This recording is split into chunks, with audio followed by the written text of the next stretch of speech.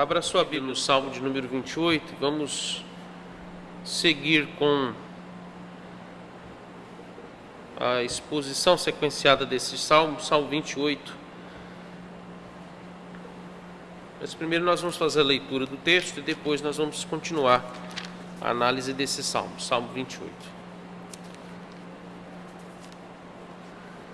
Antes de fazermos a leitura, só apenas para que você entenda e a gente possa lembrar e ao mesmo tempo já que refrescar a memória e contextualizar quanto ao Salmo 28. Salmo 28 se assemelha ao Salmo 26 no contexto, na ocasião. A gente percebe isso por causa do teor, do conteúdo dos dois salmos. Então, tanto o Salmo 26 quanto o Salmo 28, parece-nos que foi escrito, ou provavelmente ele foi escrito no contexto da perseguição de Absalão contra seu pai, Davi. Então, a leitura que nós vamos fazer se assemelha muito ao que envolve o contexto do Salmo 26. Então, vamos à leitura. Salmo 28. A palavra de Deus diz assim: A ti clamo, ó Senhor, rocha minha, não sejas surdo para comigo, para que não suceda se te calares acerca de mim, seja eu semelhante aos que descem a cova. Ouve-me as vozes súplices, quando a ti clamar por socorro, quando erguer as mãos para o teu santuário. Não me arrastes com os ímpios, com os que praticam iniquidade, os quais falam de paz ao seu próximo, porém no coração tem perversidade. Paga-lhe segundo as suas obras, segundo as malícias dos seus atos. Dá-lhes conforme a obra de suas mãos, retribui-lhes o que merecem. E visto que não atentam para os feitos do Senhor, nem para os que as suas mãos fazem, ele os derribará e não os reedificará. Bendito seja o Senhor, porque me ouviu as vozes súplices. O Senhor é a minha força e o meu escudo. Nele o meu coração confia, nele fui socorrido, por isso o meu coração exulta, e com o meu cântico o louvarei. O Senhor é a força do seu povo. Salva o teu povo e abençoa a tua herança. Apacenta-o e exalta-o para sempre. Amém. Primeiro eu gostaria aqui, meus irmãos, de lembrar qual é a divisão do Salmo 28. Tá? Não vou entrar mais no mérito das considerações iniciais e também aqui do contexto histórico, porque isso eu já fiz na quarta-feira passada, eu também fiz no domingo pela manhã, no culto da manhã. Mas na divisão do Salmo 28, a palavra-chave que nós estamos usando aqui é a palavra grito. Tá? Por que palavra grito? Olha para o verso 1, aliás, o verso 2, e olhe depois para o verso 6. Qual é a expressão que nós estamos aqui focando para entender qual é o tom dessa oração? Ou qual é aqui a exclamação dessa oração? Qual é a emoção que está aqui? E é na expressão vozes súplices, tanto no verso 2 como no verso 6.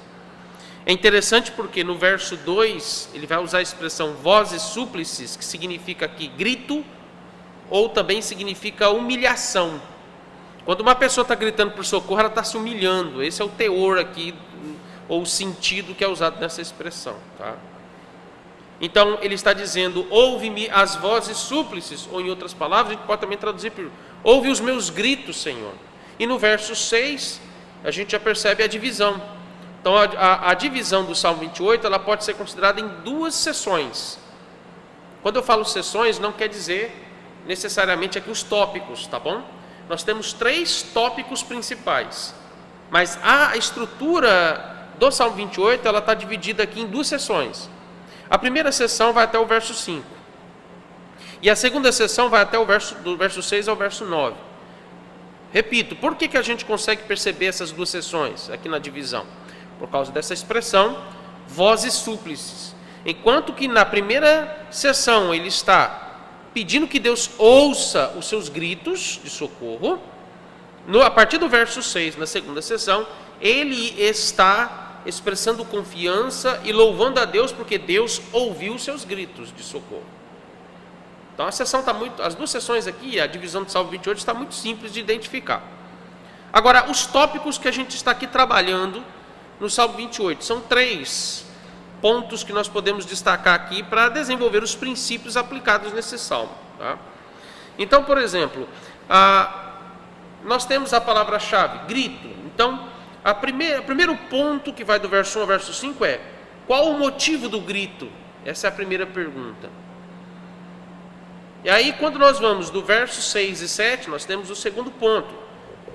Envolve a ideia do grito, né? O clamor por socorro. Então, a segunda pergunta, os versos 6 e 7 vai nos dar a resposta é: qual é o objetivo do grito? Então, qual é a razão do grito, ou o motivo do grito? Versos 1 a 5. Versos 6 a 7, qual é o objetivo do grito? E a terceira parte, os versos 8 e 9, nós temos uma terceira pergunta, ou ponto: quais os efeitos e também os benefícios do grito, enquanto uma oração ao Senhor? Às vezes, ou muitas vezes, a gente pode até dizer que na vida de um crente, ele ora no seu coração gritando, exclamando, quando ele está expressando total dependência nas misericórdias do Senhor, quando ele depende totalmente da graça do Senhor. Esse é o sentido da expressão aqui, que é aplicada tanto no verso 2 quanto no verso 1, quando vozes súplices, tá? E a tradução foi muito feliz realmente no verso 2 e no verso 6 com essa expressão, porque a palavra vozes está no plural mesmo. Por que vozes? Porque ele está expressando a ideia de que ele está gritando muito alto, ele está esbravejando mesmo. Esse é o sentido que está aqui aplicado. Então, a primeira sessão, nós trabalhamos ela verso por verso, né? Nós analisamos ela verso por verso, quanto ao motivo do grito. Qual é o motivo do grito? A gente estava aqui semana passada, não sei se vai lembrar. Qual que é o motivo aqui do grito?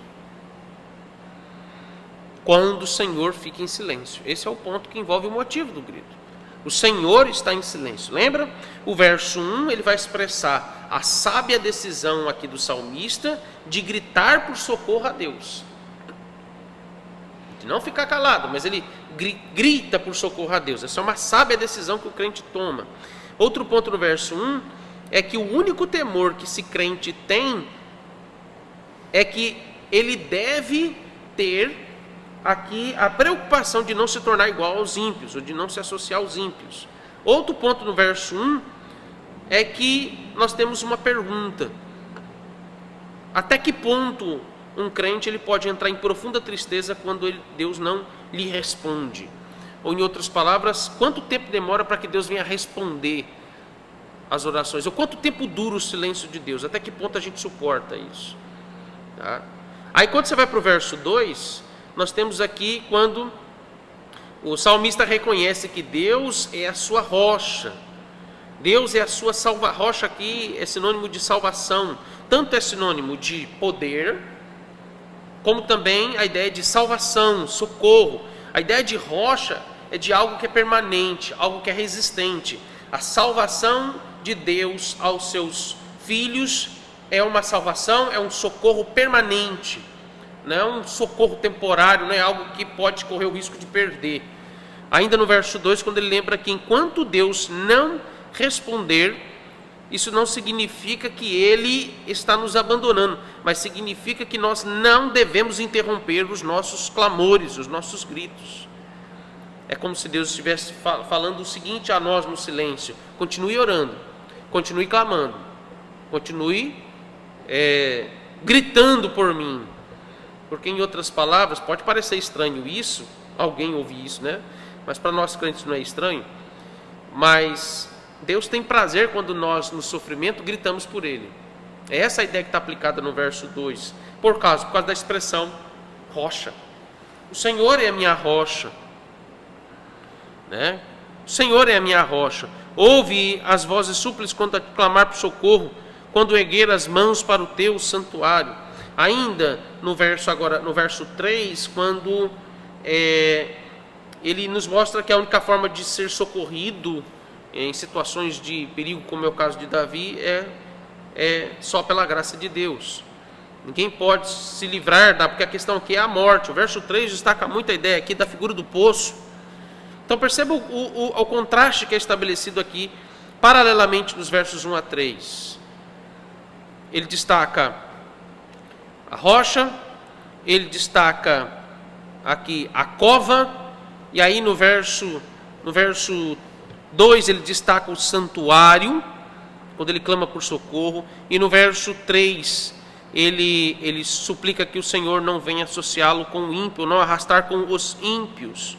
Então perceba que a relação desses três aqui, elas estão nos apontando para a ideia de que a única forma que o homem pode conseguir socorro para não morrer, que qual a ideia de morte aqui que ele está aplicando nessa imagem? É de ser igual aos ímpios, ou de Deus abandoná-lo de tal forma que ele então se torne um ímpio.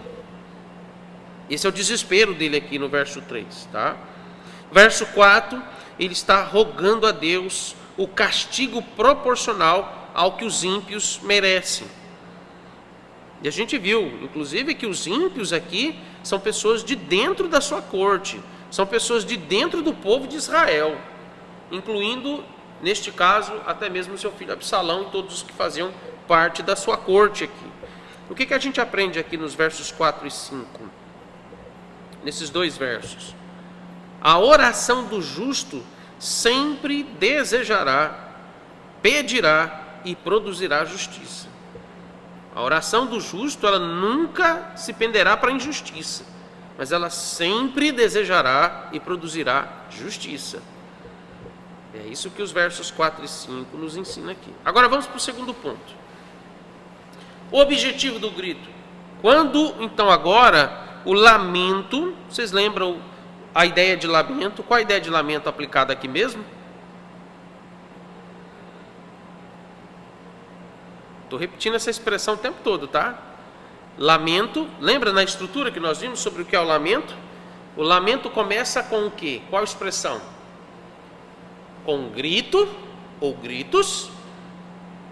O lamento passa pelas razões do qual você expõe os seus sofrimentos, e o lamento termina com o quê? Louvor e adoração, certo?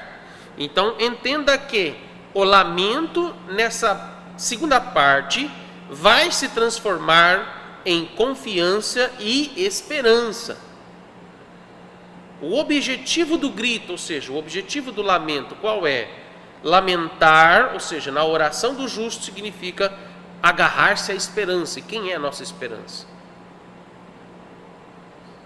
Entendeu? Então agora se transforma em esperança, confiança. Olha o verso 6, quando então ele vai dizer que a sua oração foi respondida. As suas orações, seu clamor foi ouvido por Deus, tá? Nós temos aqui dois pontos interessantes no verso 6. Primeiro, nós temos um retrospecto, quando ele está dizendo, a minha oração foi respondida. Nós temos aqui ele lembrando do feito do Senhor.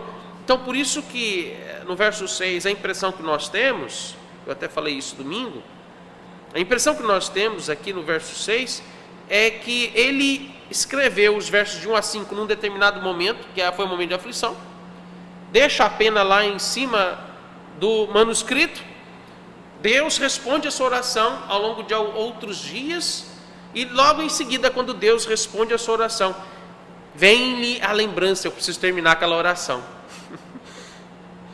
Interessante isso aqui, né? Então, veja que determinadas orações que fazemos a Deus, elas não terminam naquele mesmo momento. Quando se trata do lamento, o lamento ele pode começar num determinado dia, ele pode só terminar no outro. Porque Deus, ele está exigindo de nós, e ele tem prazer quando nós, em meio a esse sofrimento, mesmo que perdure tanto tempo, clamamos a ele e expressemos a nossa confiança nele. Então o lamento produziu confiança e esperança, quando ele declara, verso 6, bendito seja, uma doxologia isso aqui, bendito seja o Senhor, porque me ouviu as vozes súplices, ou seja, ouviu os meus gritos, ouviu as minhas expressões de humilhação. E aí ele faz no verso 7 uma declaração de fé. Então veja, só para a gente fechar o ponto do verso 6, que é destacado no verso 6? Primeiro, uma retrospectiva, porque ele está dizendo, o Senhor ouviu as vozes súplicas, ele está lembrando das suas orações de clamor. E é interessante, isso aqui tem muita semelhança com o hino 127, abre lá no hino 127, só para a gente ter isso como exemplo, porque esse princípio que está aplicado aqui, desse retrospecto no verso 6, que o leva a lembrar de que Deus, em meio à tribulação, respondeu sua oração, ela é muito bem aplicada no hino 127, quando na terceira estrofe, as duas últimas linhas, olha que interessante as duas últimas linhas. Todo hino lembra essa estrutura. Olha só no verso, aliás, na estrofe 3. Lembrar-me-ei com gratidão das horas suaves de oração. O retrospecto significa exatamente isso que é aplicado aqui no hino 127. Lembrar-me-ei com gratidão das horas suaves de oração. Mesmo quando eu grito, o que significa o grito em meio ao lamento, à lamentação diante de um intenso sofrimento e de dias difíceis? Significa que Deus está suavizando, amenizando a dor da minha alma e Ele está me trazendo de volta a confiança nele. É isso que está aplicado na ideia dessa retrospectiva, ou esse retrospecto. E toda retrospectiva significa que nós lembramos dos nossos sofrimentos não com amargura no coração. O verso 6 está nos apontando para esse princípio. Não lembraremos dos nossos sofrimentos, não pensaremos nas lutas e nas dificuldades que passamos, das perseguições que passamos, com amargura, ressentimento contra Deus, e seja quem for, ao lembrarmos destas coisas terríveis que passamos. Mas nós lembraremos destas coisas terríveis e tribulações que nós passamos, sempre com a graça de Deus. Sempre recordaremos da graça de Deus abundando e cuidando de nós. O lamento, ele vai se transformar nesse segundo momento em esperança, confiança. E o verso 7 nos leva à ideia do cântico.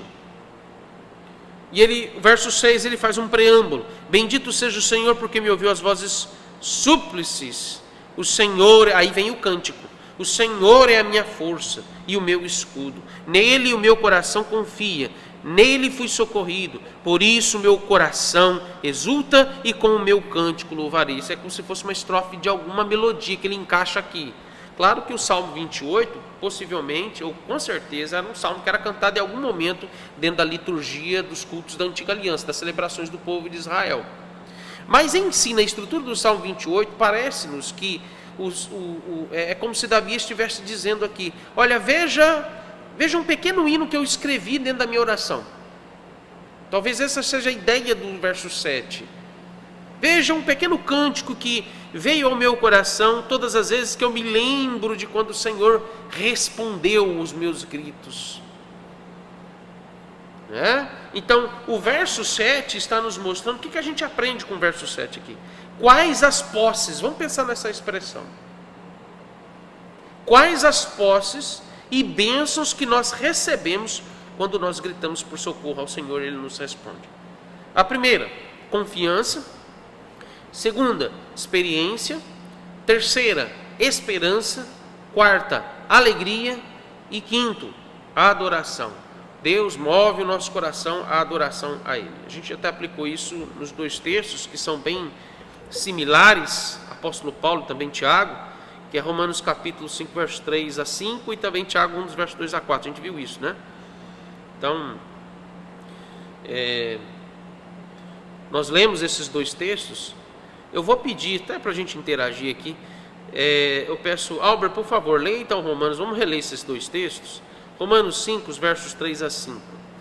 Aliás, eu acho que pode ler a partir do verso 1 até o verso 5, é propício a leitura desses 5 versos iniciais aí. E eu vou pedir ao Silão, leia, Silão, por favor, Tiago 1, dos versos 2 a 4. Tá? 5, 1 ao 5? Isso.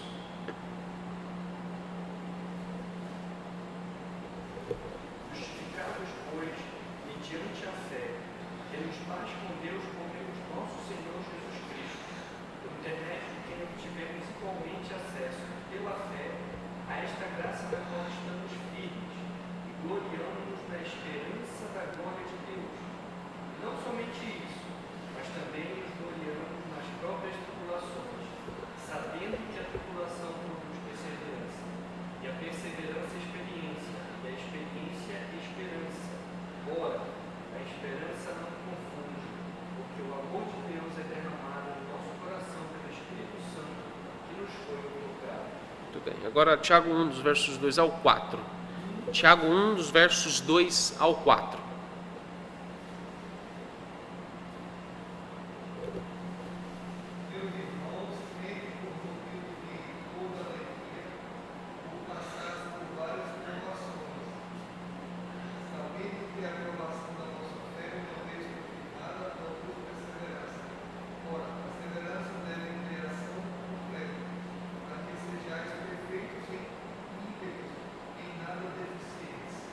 Todas elas convergem para um único princípio.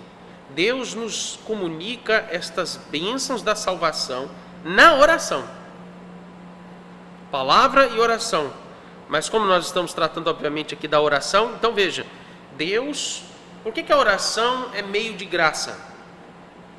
Por que a oração é o meio pelo qual nós recebemos do Senhor a manifestação da graça dele? Porque a oração é o meio pelo qual ele nos comunica as bênçãos da salvação.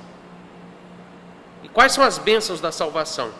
É a mais aumentar ainda a confiança, é nos tornar maduros, nos dar e firmar mais a nossa esperança, nos trazer alegria em vez de amargura e ressentimento e tristezas desnecessárias. E por fim, todas estas coisas levam à alegria ou também ao louvor e à adoração. É o contentamento. A palavra alegria que Tiago está usando aí, não é você rir, como se estivesse rindo de uma piada em meio ao sofrimento. A ideia aí da alegria é contentamento, é uma satisfação, é um deleite da alma. É essa a ideia que ele está trabalhando de alegria, ou seja, a alegria que vai produzir no nosso coração gratidão. Isso o ímpio não entende. Só os crentes entendem o que é isso. Porque não se trata de um sentimento.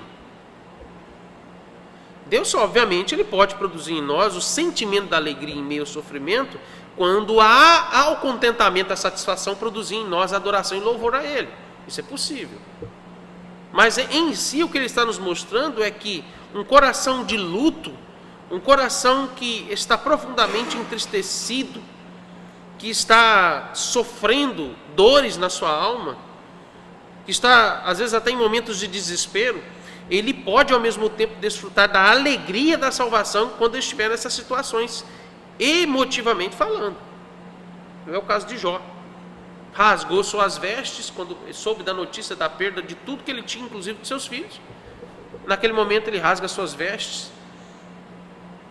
Ele está num momento de luto ali, é uma expressão de grito e desespero. Mas as palavras de Jó, que foram registradas pelo autor desse livro, que conta a história dele, ele gritou e disse: nu saí do ventre da minha mãe, e nu eu voltarei ao pó. Bendito seja o nome do Senhor. O Senhor me deu, o Senhor me tomou. Bendito seja o nome do Senhor. Perceba que é a expressão de contentamento e satisfação no Senhor, em meio a um momento de desespero, quando ele rasga as suas vestes. Então perceba que a oração do justo sempre será ouvida, sempre aumentará sua fé em Cristo, sempre vai produzir maturidade, sempre fará com que o crente louve e adore ao Senhor, e sempre toda oração de lamento irá se transformar em adoração e louvor ao Senhor. Sempre. Por isso que eu disse lá no início, lamento começa com um grito, porque o grito está expressando necessidade e dependência na graça do Senhor, e vai terminar com adoração e louvor, porque não pode terminar com ou você termina a sua oração de lamento com alegria no Senhor, louvor e adoração ao Senhor, deleite no Senhor, glorificando ao Senhor, ou então não é oração de lamento, porque suas palavras terminarão e continuarão com gritos, e esses gritos, em vez de ser de lamento, vai ser de amargura, serão gritos de murmuração contra o Senhor. Tá? E aqui agora, então, a última parte, a terceira parte. Quais os efeitos e os benefícios do grito? Então, perceba a primeira parte. Quando os gritos, eles lembram que Deus está em silêncio. A segunda parte, quando o grito, o lamento vai produzir esperança e confiança. E agora a terceira parte, quando a esperança nos anima e nos encoraja e nos leva a também desejar o bem do povo de Deus. E assim que ele vai terminar, talvez você se pergunte, o que tem a ver o clamor de Davi para que Deus o salvasse de uma situação de risco, de morte, com a oração em favor do povo de Deus, que é o versos 8 e 9. Olha aí os versos 8 e 9. O Senhor é a força do seu povo. Ele começa com uma declaração de fé, a intercessão em favor do povo de Deus. Que aqui no caso, obviamente, está claramente apontando para a igreja de Cristo. Certo? Aqui é a igreja de Cristo. E ele menciona no verso 8 que Deus é refúgio e salvador, tanto do povo como também do seu ungido. Ungido, em primeiro lugar, se refere aqui no contexto à própria pessoa de Davi. Deus é o salvador do rei. Por que ele está dizendo que Deus é a força do seu povo e ele é refúgio e salvador do seu ungido? Porque a ideia aqui que ele está aplicando é: todas as vezes que nós oramos pelas dificuldades e tribulações que nós passamos, isso não nos separa também das tribulações e dificuldades que os nossos irmãos em Cristo também passam. Toda oração de lamento e clamor, ele deve nos conduzir também a desejar que Deus ouça as súplicas e os gritos de todo o povo de Deus, todo o seu povo. Então ele está mostrando aqui que a sua preocupação não é apenas consigo mesmo, mas a sua preocupação e o seu amor também é pelo povo de Deus.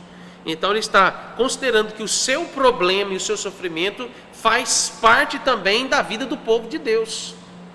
Ao mesmo tempo que também o povo de Deus faz parte da sua vida. Então, todas as alegrias e tristezas, todos nós passamos por ela todos juntos. O corpo é um só. Todos fazem parte de um único corpo. Essa é a ideia que ele está aplicando aqui.